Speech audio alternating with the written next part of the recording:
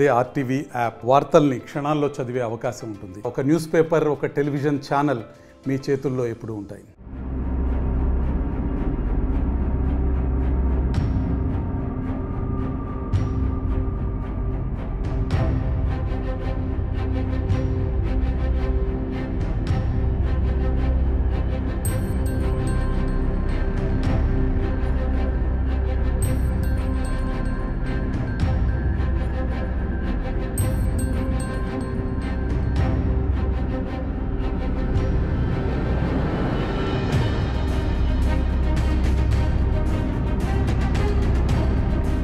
PM Kisan కింద నరేంద్ర మోడీ గారు ప్రతి రైతు ఖాతాలో 2,000 రూపాయలు జమ చేశారు.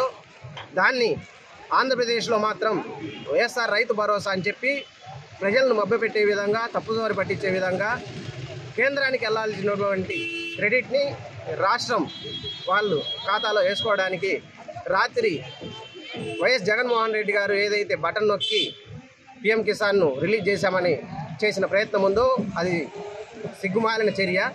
ఎందుకంటే ఏదైతే మీరు నొక్కాల్సిన బటను రాష్ట్ర అభివృద్ధి కోసం నొక్కండి. ఏ బటన్ నొక్కితే వెలుగొండ ప్రాజెక్టుకు నీళ్ళు వస్తాయో ఆ బటన్ నొక్కండి. ఏ బటన్ నొక్కితే మీరు చెప్పిన 3 రాజధానులు రాష్ట్రం ప్రజలకు కనిపిస్తుందో ఆ బటన్ నొక్కండి.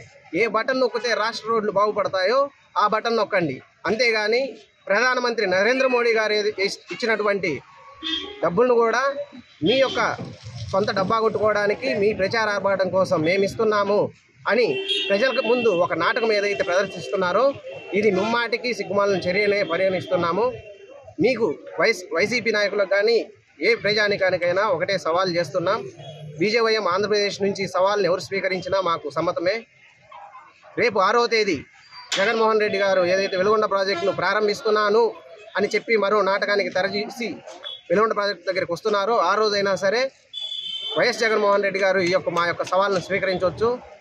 వైఎస్ జగన్మోహన్ రెడ్డి గారికి, వ్యవసాయ శాఖ మంత్రి గారికి, అదేవిధంగా మా నియోజకవర్గ ఎమ్మెల్యే మంత్రి ఆదిమూలపు సురేష్ గారికి, అదేవిధంగా వైసీపీ కార్యకర్తలకి ఎవరైనా ప్రతి ఒక్కరికి సవాల్ విసురుతున్నాం. పీఎం కిసాన్ నిధులను కలుపుకొని రైతు భరోసాలో మీరు ఇస్తున్నటువంటి 13,500 ఉంది. అంతేగాని ప్రతిసారి బటన్ నొక్కి నేను ఇస్తున్నానని చెప్పి బటన్ నొక్కి నేను మీకు ఇస్తున్నాను, మీరు నాకు బటన్ నొక్కండి అనే మాటలంతా కూడా ఒక డ్రామా మాత్రమే.